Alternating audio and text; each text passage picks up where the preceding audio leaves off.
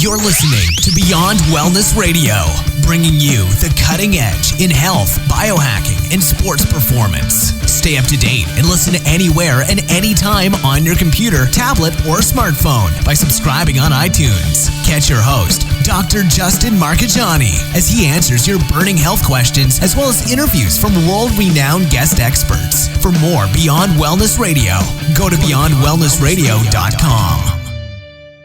Hey there, it's Dr. Justin Marcagiani. Welcome to Beyond Wellness Radio. Feel free and head over to beyondwellnessradio.com where you can access our full podcast transcriptions. While you're there, you can also sign up for our thyroid and female hormone video series.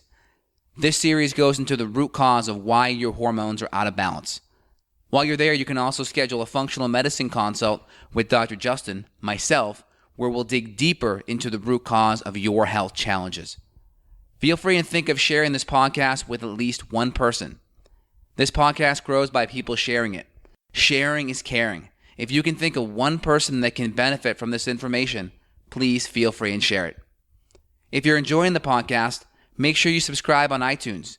You can also click below the video or podcast where you'll see the iTunes review button and leave us a review. You can also sign up for the newsletter at beyondwellnessradio.com where you'll get updates before anyone else. Thank you so much and enjoy the show. Hey, it's Dr. J here in the house. Evan, how are we doing today, man? How was your weekend? Hey, weekend was good. Life is good. Spring is good. The grass is green. The sky is blue. So I'm ready to dive in, man. I missed chatting with you last week. I don't know if we chatted or not. The way time flies, I can't keep up when our last chat was, but I'm ready to dive in. Yeah, today. We were able to chat, but just not on the air. But I'm glad that we're back on the air, brother. You're like a poet and you didn't know it today. I love it. I know. Cool. I know. Well, let's chat about iron, man, because here's the deal. Let me just give the audience a little backstory. So I told you, I said, man, I'm having a couple random heart palpitations and I'm not sure why. And I was able to successfully mitigate it using motherwort, which is one of my favorite herbs that can help with heart stuff. But that's not root cause. I mean, that's just an herb that really helped me feel better. And I ran some blood work just to investigate because you said, hey, man, maybe you've got some thyroid stuff going on. And the reverse T3 was elevated on my report, which is, as you mentioned to me off air, probably a stress thing, just working hard, being busy, keeping up with a little baby. And then two, the thing that showed up was my iron. My saturation was way too high and my ferritin was way too high. We like to see men and women anywhere between like 50 and maybe 100 at most of ferritin or so. And I was over 500. And so I had found out, okay, I've got an iron overload. So what I then did was went on 23andMe and looked up the genes for hematomacrosis to see if that's me, because Irish people supposedly have a higher risk of this. I had no genes at all, man. Like I checked out perfectly fine. I don't think it's that issue at all. And so I started doing some research into the literature on what can you do to start chelating iron naturally, because there are some pharmaceuticals that are supposedly very, very ridden with side effects. So I knew I didn't want to do that. And so I found some cool stuff on curcumin. So I've been doing 3 grams per day now. I've been doing like breakfast, lunch, dinner curcumin. And then I'm doing some quercetin, which is, there's a little bit of literature on that. And then I'm doing also resveratrol and then chlorella. And then yesterday I went to the American Red Cross. I donated a pint of blood, which is the most that they can take from you. And then I'm able to go back in 56 days to go donate another pint. And then according to Mercola, he mentioned that he had an iron overload issue at once, and his dad had it too, where his ferritin was over like 1,000, which increases risk of cancer at that level. And that with an infrared sauna and detox strategies, Mercola said he was able to get his iron and ferritin down faster than even giving blood. So I'm going to get back into the sauna and start pumping up the chlorella a bit more. And hopefully I'll be able to fix this issue quickly. Oh, nice. Is that a Sunlighten? I do. Yeah, it's right here. No, it's not. It's called Radiant Health. It's a guy out of Canada named Randy. It's pretty good. I haven't measured the ELF, like the electric fields, because people talk about those, but I have measured the magnetic fields, and magnetic fields are basically non-existent with it. So I think overall it gets a passing grade, but I don't know electric field status. Right? With our female patients, we have more of an issue with iron-based anemia or iron deficiency, because females menstruate, especially if they're not menopausal yet, they're menstruating. So they're losing blood every month. And if a woman is estrogen dominant, right, the ratio of estrogen to progesterone is a bit higher than normal. Normally is like a 23 to 25 to 1 ratio for progesterone to estrogen. As that ratio drops, even though estrogen is still lower than progesterone, that starts to signify that you're in a state of estrogen dominance. And one of the big things you can see there is a prolonged menstruation state. So when you start bleeding, you may spot for a few days, go into maybe 4 or 5 days of bleeding where you're doing heavier menstruation, so greater than 4 tampons per day. And that's a big sign that you're probably going to be losing too much iron. And iron's important because it helps binds to the hemoglobin and carries oxygen to the cells. So any cell that's involved in aerobic metabolism, which is energy from combustion of oxygen, not anaerobic. Anaerobic is like a sprint or a quick lifting session. It requires no oxygen, but a lot of metabolism requires aerobic, and you need iron that's bound to the hemoglobin to carry that oxygen, right? You go back to the old science experiments when you're in middle school where you have a candle and you put a jar over the candle. After a certain period of time, the candle goes out because it needs oxygen for the fire to continue to burn, right? Yep. So let's talk about like symptoms and maybe side effects of what would happen with these women. And we see it every single week that there's an issue with some type of anemia. A lot of times it's a ferritin anemia, which is a specific biomarker. Ferritin is an iron storage protein that conventional doctors don't test for. And it's very important to test for ferritin. So, a lot of times we're going to see hair loss, and it could be anxiety, it could be depression. And then when you get to the really low levels, like usually when women are around 20, and don't quote me because I don't have it in front of me, but I want to say, I'll pull up my blood work to give you the correct marker, but I think it's NG. So what is that? Nanograms over milliliter.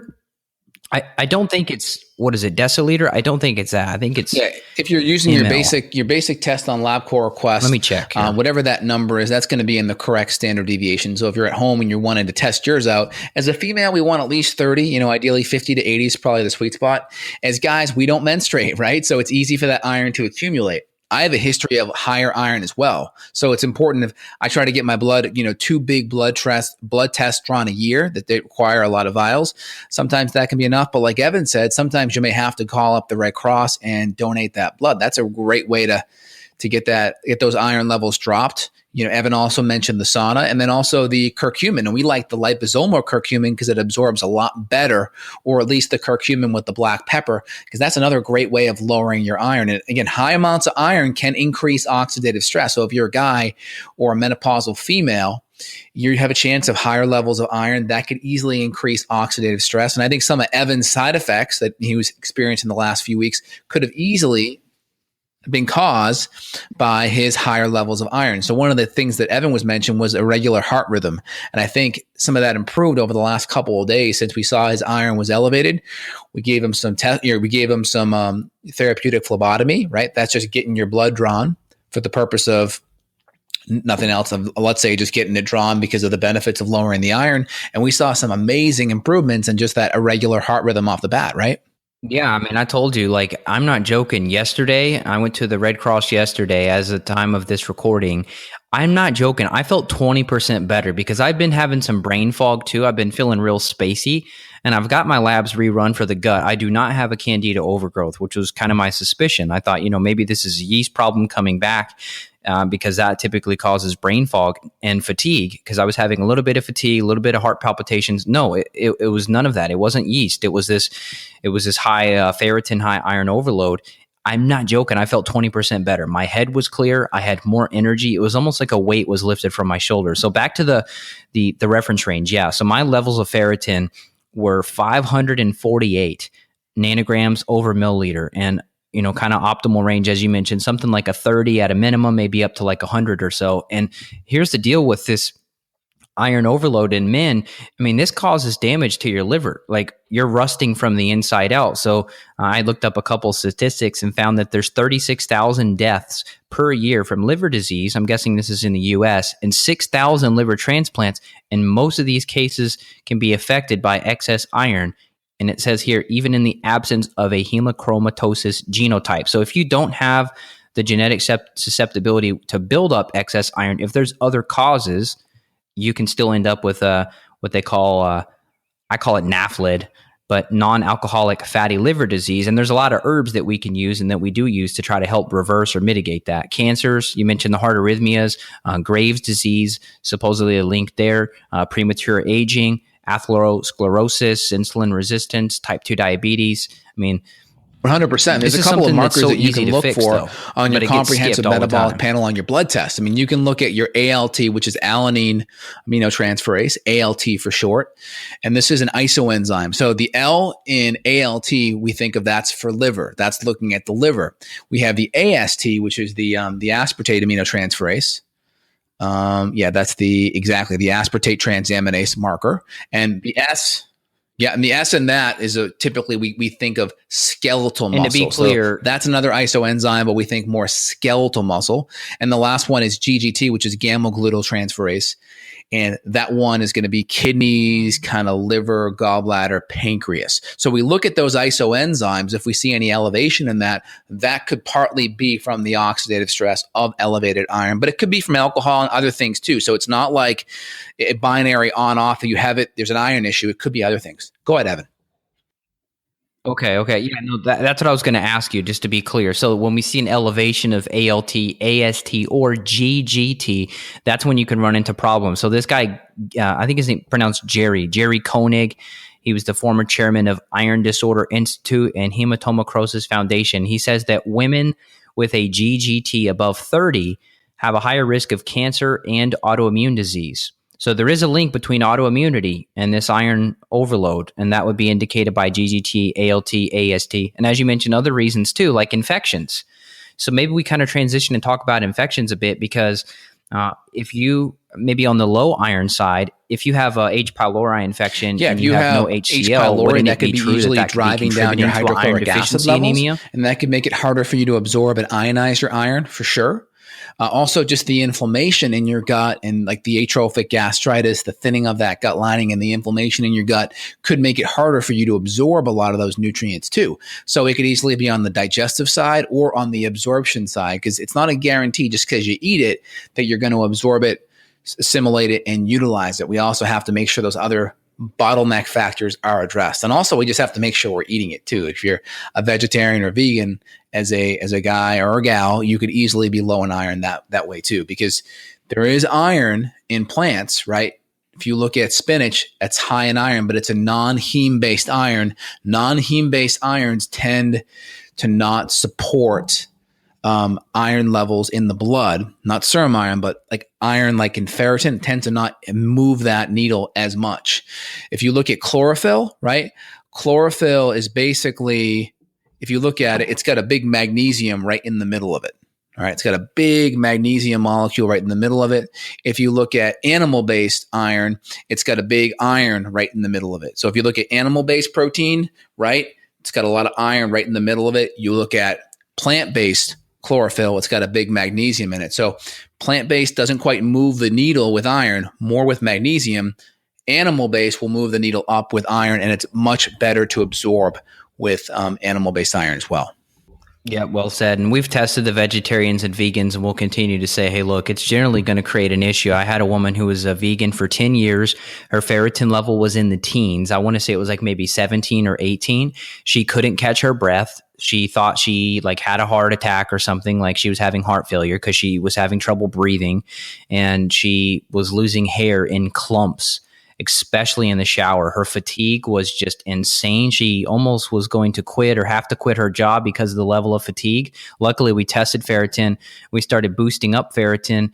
We were giving some vitamin C. We were getting her to do a little bit of some grass-fed beef. I could only get her to do it like once a week, but I was happy that she would do it at all.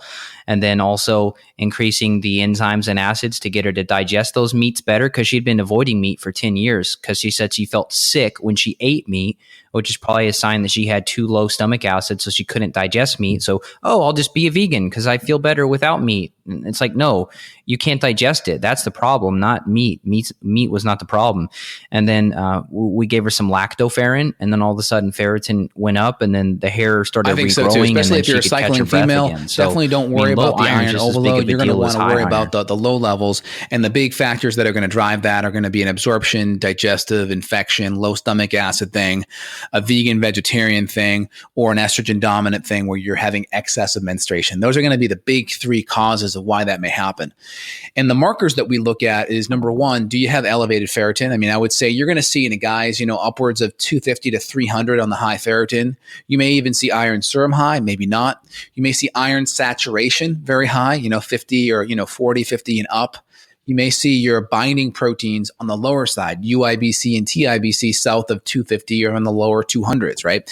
These are basically indirect, or kind of, I should say, indirect markers. So those proteins go low when iron's high, right? These proteins are like fingers. So the more you want something, the more fingers are grabbing at it, right? The higher it is, right? The higher it is, that typically means the lower the iron is. We want more fingers grabbing at it. The lower these binding proteins are, right, that means the higher the iron is, because we don't need as much. There's less fingers grabbing at that iron. So you see UIBC and TIBC on the lower side. It's an inverse kind of marker. So people get their heads it's hard to get their heads wrapped around it. It's kind of like TSH. TSH goes high when thyroid goes low. It's kind of like that. Yeah, my saturation was elevated as well. My iron saturation, the reference range here from LabCorp was 15 to 55. My saturation was at 66. I did, yeah. So TIBC actually showed up okay. Reference range was 250 to 450. I showed up right in the middle, 358. UIBC reference range was 111 to 343. So the UIBC, I was on the low end there. In the hierarchy of evaluating this, we would always look at ferritin and iron saturation will be our top two markers we'd look at. We wouldn't need to see the other ones being out of range for us to move in that direction. But you did see the UIBC starting to go low there. So that makes a lot of sense. Mm-hmm. Yep. So I can't wait to retest and get this ferritin back down, and I'm going to proceed with the sauna. That was another thing too, is that the sauna was causing me to have like my heart racing, like I was mobilizing some type of toxin.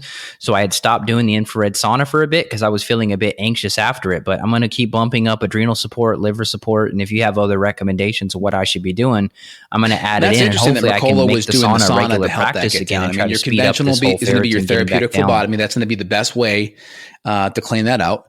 And of course, your body needs about 3 to 5 milligrams of iron a day minimum. But a lot of the symptoms of too much iron can be similar as low iron. This is where it kind of gets tough, right? Chronic fatigue, which you think is like an anemia, low iron, like a hypochromic microcytic anemia, right? It's hypochromic microcytic because the red blood cells get little bitty and they kind of get crumpled and really small when you have low iron, because that iron gets bound to the hemoglobin and becomes a really good backbone of that red blood cell.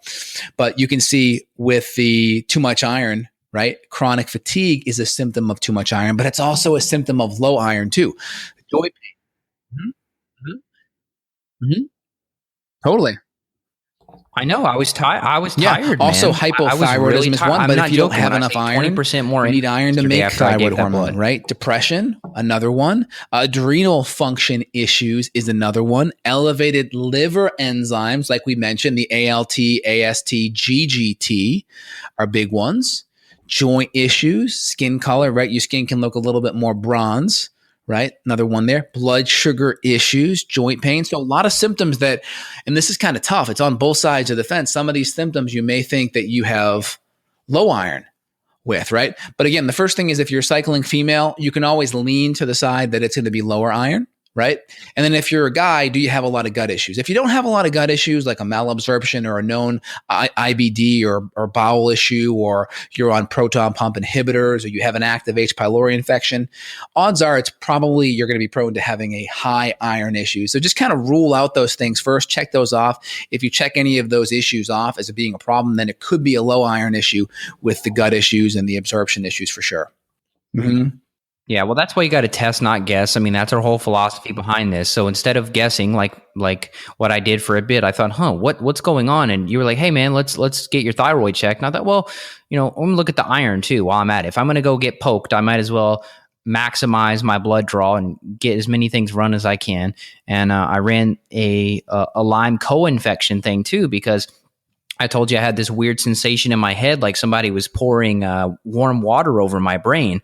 And I thought, okay, maybe that's Babesia, because I've already pulled off several ticks this year. Ticks are extremely bad this year, and I've already gotten bit several times. So it was luckily not Babesia, and no other infections that were active showed up. So, and it's good. I'm glad thinking, that I'm you not going to also say ran that full I found the root of end-all roots, but I think I'm onto something. And pretty typically big running a comprehensive metabolic panel or a comprehensive bioscreen like we did with you is a great way, because then you can look at all the liver markers, the protein markers. You can look at the full CBC. You can look at all the immune cells. You can look at the vitamin D, the inflammation, the full thyroid panel. And again, reverse T3, which was very elevated with you as well. That's going to happen in the liver. A lot of that reverse T3 will come from the liver as a way of binding up the thyroid. And it could be some adrenal stress from that iron, right? Remember, the high iron symptoms can be adrenal dysfunction stuff. So I think getting that iron down will also help support your adrenals and also help support your heart too. So I think that's a really good thing we discovered there. Yep, I agree. And I know we got to make this one short and sweet, but I just have one more comment, which is that, as a practitioner, Dr. J and I are always trying to figure out, okay, what's the biggest priority for someone in terms of lab testing? So we're generally going to run several lab tests right away, a lot of functional medicine labs, but this just goes to show you that you can't downplay the benefits or the potential benefits of getting blood drawn. And if you have health insurance, you have a conventional doctor that's going to listen to you. Like I mentioned, they're not going to do ferritin unless you force them to. They're just going to run maybe your total iron, and that's it. And I wouldn't have found this problem if I didn't run more comprehensive labs. And so sometimes we have clients that say, oh, Dr. J, I only can afford to do this or that test. And it puts us in a really hard situation, because it's like, okay, based on your case, and maybe we'll save this for part two, Justin, because we wanted to chat more about other sources of fatigue, which could be mitochondria, adrenal-related, liver-related, Lyme co-infection-related. So like this fatigue umbrella, Justin or I might say, oh, we think it's gut infections or we think it's this or that. But if we're only able to do one lab test, like, okay, we found the ferritin for me, so maybe that's why I had a couple random heart palpitations. But then we got to make sure we get the gut work to look for the infections, which I did, and I was clear. Then we got the blood work to make sure I didn't have Lyme and co-infections. That was clear. So it's like, if you're only getting a 20% workup, you're still missing some other potential big pieces of your puzzle. So really, really, really eventually make sure everyone listening, you get your full workup. You don't just want to get the blood. You don't absolutely just want the some of the false positives that we could see is test. You've got high to get amounts all of it inflammation can increase our iron levels, because that's creating inflammation. And then we have this oxidative reaction, and that can increase our iron levels. So we could have a false positive, a very high iron. We'd see ferritin really high. True. And we may see iron saturation normal, right? Or we Well, the good thing is I could rule that out, though. Now, I don't have my HSCRP from blood, but I do have my calprotectin. I don't think it's an issue, because you also had very high levels of iron saturation. So I at least know that you had high levels of iron saturation and high ferritin. But let's say you may have just had high iron or high ferritin, right? Ferritin is a storage form of iron. Iron serum is what's in the blood. Ferritin is kind of the storage of that. And then iron saturation is kind of how full the cell is. So you may have iron saturation and normal, ferritin really high. Then if we saw that, I want to look at other inflammatory markers, homocysteine, C-reactive protein, maybe a erythrocyte sedimentary rate, ESR, just to get a window to see how other inflammatory markers look. Let's look at the liver enzymes and such as well, because those may be elevated if there's a lot of inflammation, because we want to make sure, is it just an iron thing? Or is there an inflammation thing? Now, the nice thing about it is if you go and give blood, that's not necessarily a bad thing, right? So it's not going to hurt you either way. But again, we want to make sure if it's an inflammation thing, we want to get to the root cause of that inflammation, whether it's in the gut or whether it's with stress or a malabsorption thing. The nice thing is curcumin, which helps drop iron, is also a nice anti-inflammatory. So either way, I don't see, if you want to do like a curcumin supreme or a liposomal curcumin like the one that I provide, that's great. If you want to go give a therapeutic phlebotomy, that's great. If you want to go do a nice sauna session like Evan suggested, I think all those solutions are good, and there's not really a big downside to either one of those. Agreed. I think the only downside would be if you're giving blood and you were incorrect about, as you mentioned, maybe it were just a ferritin issue, but iron was okay. You could push yourself towards the anemia. Like if iron was maybe right in the sweet spot or kind of on the low end, but ferritin for some reason was high, then you did a big blood donation like I did, you might actually make anemia worse. So I do agree with you. Yeah, I mean, You've if your find iron was low, you'd see why it. You'd see either the IBC or UIBC on the higher side. You see some of those markers, the iron saturation below 25, 20, ferritin below 30. And a lot of times if you're a cycling female, they're going to do a prick of your blood. They're going to drop it into this solution and see how fast it drops, right? The faster it drops, that's an instant sign that you're anemic. And also, if you're a vegan, vegetarian, if you have any of the history of excessive menstruation, that's going to be a pretty good tell. So if you're listening to that, then you may want to avoid doing that, the therapeutic phlebotomy stuff, until you see a good functional medicine practitioner like myself or Evan. Good. Anything else? I think we did good, man. We hit some of the therapies. We hit some of the lab markers. I think we did a really good job. I just would ask everyone listening, give us a thumbs up, give us a share. We appreciate it. We love doing these podcasts live. I mean, no cue cards here, right? There's no teleprompter we're reading off of here. Teleprompter free. We do see a lot of the questions coming in. We just ask that if you want to provide a question and you want us to kind of address it, we're not going to read the question out, but I'll interject the question into the conversation, but just try to make sure it's about the topic. If you go on side topics, save the side topic issues for my live Q&A calls. I'm happy to deal with all the side topics then, but just try to keep every other question on the topic somewhat, at least tangentially. Cool. So if you guys want to reach out for a consult, look up Dr. J himself, justinhealth.com. You can reach out, schedule a call with him or his team.